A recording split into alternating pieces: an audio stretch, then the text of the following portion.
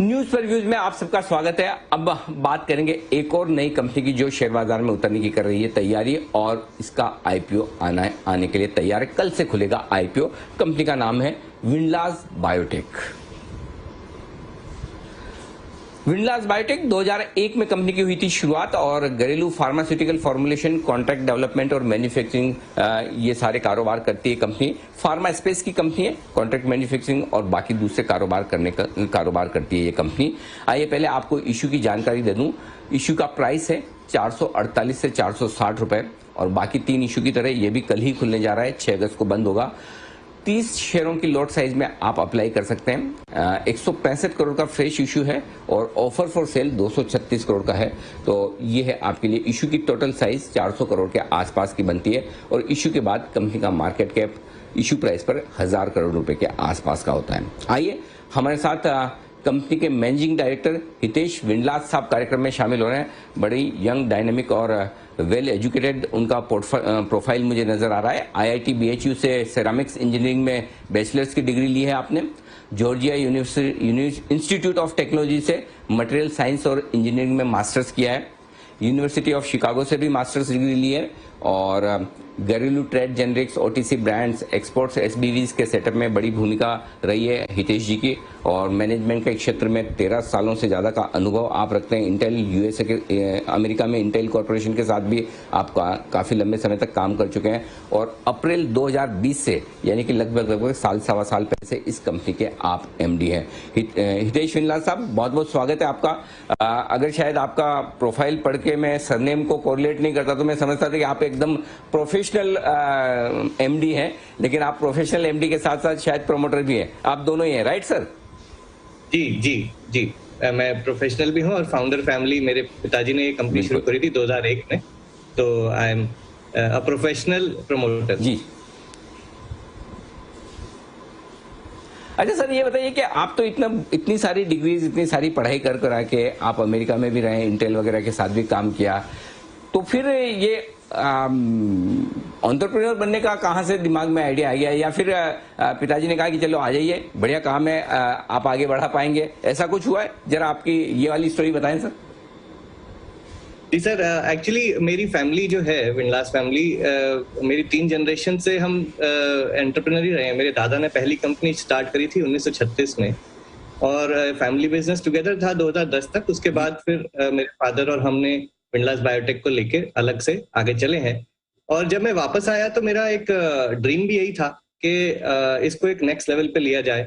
तो हम उस समय 40-50 करोड़ के करीब का रेवेन्यू करते थे, मेरे ख्याल से 2 या 3 करोड़ का प्रॉफिट।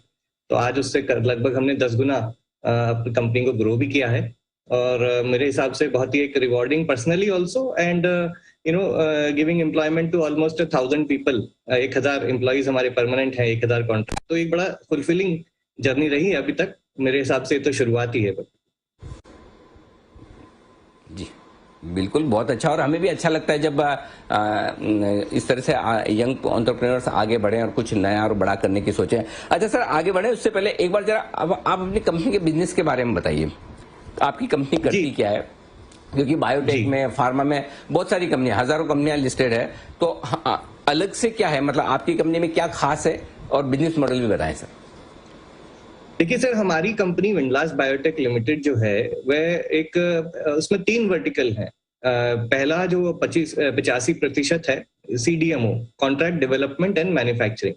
तो इस वर्टिकल में हम बड़ी बड़ी मल्टीनेशनल कंपनियां और इंडिया की बड़ी बड़ी फार्मा कंपनियों के लिए प्रोडक्ट डेवलप करते हैं, पूरी रेगुलेटरी परमिशन लाकर और हाई वॉल्यूम मैन्युफैक्चरिंग कर उनको देते हैं। तो वो उस प्रोडक्ट की ब्रांडिंग करते हैं और हम मैन्युफैक्चरिंग एंड डेवलपमेंट। तो ये हमारा पहला वर्टिकल है। सेकंड वर्टिकल है ट्रेड जेनरिक्स।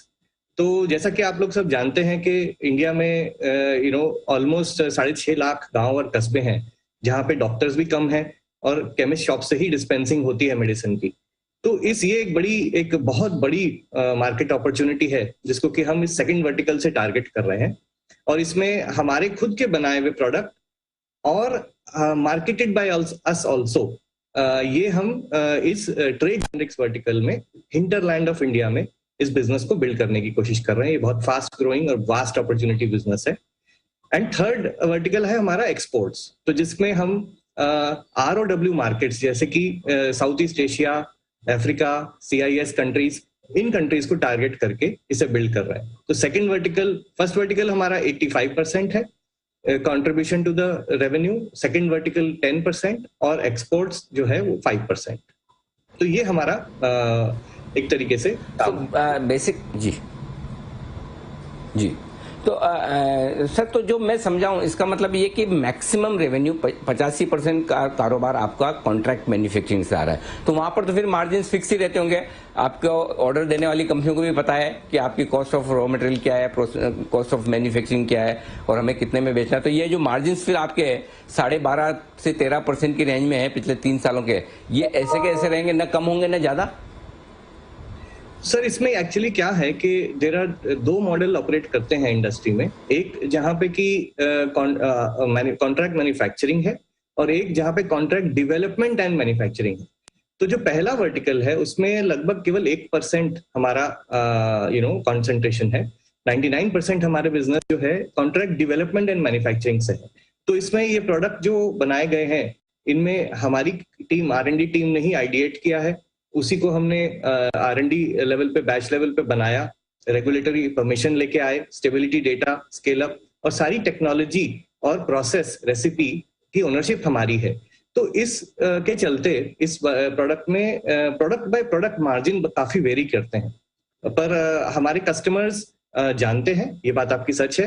पर जैसे जैसे हम क्रॉनिक और सब क्रॉनिक सेगमेंट में ऑपरेट करते हैं और उसके साथ ही हम कॉम्प्लेक्स जेनरिक्स में ऑपरेट करते हैं, फिक्स डोज कॉम्बिनेशन जहां पे कि immediate release, delayed release, extended release profile की ड्रग्स को लेकर आते हैं हम। तो इन सेगमेंट्स में जैसे डायबिटीज, कार्डियोवैस्कुलर, न्यूरोसाइकेट्री, गैस्ट्रोएंटरोलॉजी, इन सभी सेगमेंट्स में मार्जिन इंप्रूवमेंट का स्कोप है विद न्यू प्रोडक्ट्स कमिंग। और हमारा फोकस भी ये रहता है कि हम एक इनोवेशन वेलोसिटी और एफिशिएंट मैन्युफैक्चरिंग, ये दोनों चीजों को साथ में लेकर आगे बढ़े। तो इसी के इंजेक्टेबल बिजनेस है जिसमें कि again margins are expected to be much higher than oral solids and liquids. And हमारा सारा एफर्ट यही है कि जो ट्रेड जेनरिक्स में भी मार्जिन्स बेटर हों और एक्सपोर्ट में भी बेटर हैं। एंड सर, तो जो मैं समझाऊं इसका मतलब ये कि मैक्सिमम रेवेन्यू 85% का कारोबार आपका कॉन्ट्रैक्ट मैन्युफैक्चरिंग से आ रहा है, तो वहां पर तो फिर मार्जिन फिक्स ही रहते होंगे। आपको ऑर्डर देने वाली कंपनियों को भी पता है कि आपकी कॉस्ट ऑफ रॉ मटेरियल क्या है, कॉस्ट ऑफ मैन्युफैक्चरिंग क्या है और हमें कितने में बेचना है। तो ये जो मार्जिन फिर आपके 12.5 से 13% की रेंज में है पिछले 3 सालों के, ये ऐसे के ऐसे रहेंगे, न कम होंगे न ज्यादा? सर, इसमें एक्चुअली क्या है कि देयर आर 2 मॉडल ऑपरेट करते हैं इंडस्ट्री में। एक जहां पे कि कॉन्ट्रैक्ट मैन्युफैक्चरिंग है और एक जहां पे कॉन्ट्रैक्ट डेवलपमेंट एंड मैन्युफैक्चरिंग है। तो जो पहला वर्टिकल है उसमें लगभग केवल 1% हमारा कॉन्सेंट्रेशन है। 99% हमारे बिजनेस जो है कॉन्ट्रैक्ट डेवलपमेंट एंड मैन्युफैक्चरिंग से है। तो इसमें ये प्रोडक्ट जो बनाए गए हैं इनमें हमारी टीम, R&D टीम ने ही आइडिएट किया है, उसी को हमने R&D लेवल पे, बैच लेवल पे बनाया, रेगुलेटरी परमिशन लेके आए, स्टेबिलिटी डेटा, स्केल अप और सारी टेक्नोलॉजी और प्रोसेस रेसिपी की ओनरशिप हमारी है। तो इस के चलते इस प्रोडक्ट में प्रोडक्ट बाय प्रोडक्ट मार्जिन काफी वेरी करते हैं, पर हमारे कस्टमर्स जानते हैं, ये बात आपकी सच है। पर जैसे जैसे हम क्रॉनिक और सब क्रॉनिक सेगमेंट में ऑपरेट करते हैं और उसके साथ ही हम कॉम्प्लेक्स जेनरिक्स में ऑपरेट करते हैं, फिक्स डोज कॉम्बिनेशन जहां पे कि immediate release, delayed release, extended release profile की ड्रग्स को लेकर आते हैं हम। तो इन सेगमेंट्स में जैसे डायबिटीज, कार्डियोवैस्कुलर, न्यूरोसाइकेट्री, गैस्ट्रोएंटरोलॉजी, इन सभी सेगमेंट्स में मार्जिन इंप्रूवमेंट का स्कोप है विद न्यू प्रोडक्ट्स कमिंग। और हमारा फोकस भी ये रहता है कि हम एक इनोवेशन वेलोसिटी और एफिशिएंट मैन्युफैक्चरिंग, ये दोनों चीजों को साथ में लेकर आगे बढ़े। तो इसी के तहत हम अपना नया वर्टिकल भी शुरू कर रहे हैं जो इंजेक्टेबल बिजनेस है, जिसमें कि again margins are expected to be much higher than oral solids and liquids. And हमारा सारा एफर्ट यही है कि जो ट्रेड जेनरिक्स में भी मार्जिन्स बेटर हों और एक्सपोर्ट में भी बेटर हैं एंड इंजेक्टेबल में भी बेटर हैं। तो हमारा गोल यही है कि हम केवल टॉप लाइन को चेज ना करें बट बॉटम लाइन को बिल्ड करते जाएं। तो सर जो ये नया इंजेक्टेबल बिजनेस की आप बात कर रहे हैं, ये भी सेम कॉन्ट्रैक्ट मैन्युफैक्चरिंग वाला ही होगा या यहाँ पर आप अपना ब्रांड बनाकर बेचेंगे? सर हमारी सारी फैक्ट्री, हमारी 4 फैक्ट्रियां हैं इस समय, जैसे कि मैंने बताया 1000 एम्प्लॉइज, और ये वाला ब्लॉक भी हमारे को तीनों वर्टिकल्स को सर्व करेगा। तो इसमें हम प्रोडक्ट्स जो खुद बनाएंगे वो हम कॉन्ट्रैक्ट मैन्युफैक्चरिंग वर्टिकल में भी बेचेंगे, और ट्रेड जेनरिक्स वर्टिकल में हम डायरेक्ट हॉस्पिटल्स को जो सप्लाई होगी इंजेक्टेबल प्रोडक्ट्स की, उसमें हम पार्टिसिपेट करेंगे अपनी टीम के तहत। और थर्ड जो एक्सपोर्ट वर्टिकल है, साउथ ईस्ट एशिया और अफ्रीका और CIS कंट्रीज, वहां पे जो पर्टिकुलर इंजेक्टेबल्स हम बनाने जा रहे हैं, जैसे कि lyophilized vials, liposomal injections and prefilled syringes, उनका बहुत अच्छा मार्जिन प्रोफाइल अवेलेबल है इन दीज कंट्रीज। तो हम तीनों वर्टिकल्स को सर्व करेंगे with this block as well. ठीक बात है। अच्छा सर, ग्रोथ आपकी इंप्रेसिव है, 3 सालों की मैं देख रहा था। अब ये बताएं कि जो इन्वेस्टर्स आपके IPO की तरफ देख रहे हैं और पैसा लगाने के बारे में सोचें, उन्हें एक जरा आपका मैनेजमेंट का, कंपनी का विजन बताइए। अगले 3-5 साल में आप कहां देख रहे हैं अपनी कंपनी को? क्या किस तरह की ग्रोथ आप अपने लिए चाहते हैं, अपनी कंपनी के लिए चाहते हैं? तो सर हम हमारे पास्ट में भी हम लोगों ने मार्केट की ग्रोथ को आउट परफॉर्म किया है। जब हम इंडिपेंडेंट प्राइवेट कंपनी थे तो लगभग हमारी ग्रोथ 13-14% के कैगर पर रही है। इस समय हम उसको और एक्सेलरेटेड वे में चल रहे हैं। हालांकि market growth, Indian pharma market जैसे आप जानते हैं, ऑलमोस्ट 9-11% ग्रो करता है। तो हमारा टारगेट ये है कि हम उससे 3 से 5% फास्टर ग्रोथ करें, जो हमें मिल भी रही है पिछले 3 सालों में, और हमारा इंटरनल टारगेट इसे मेंटेन करते हुए है। पर ये केवल हमारा एक जो है ऑर्गेनिक ग्रोथ का प्लान है। इसके अलावा हमने जैसे कि अपने RHP और डॉक्यूमेंट में भी कहा है, हम एक्टिवली ग्रो करना चाहते हैं by also acquiring complementary assets.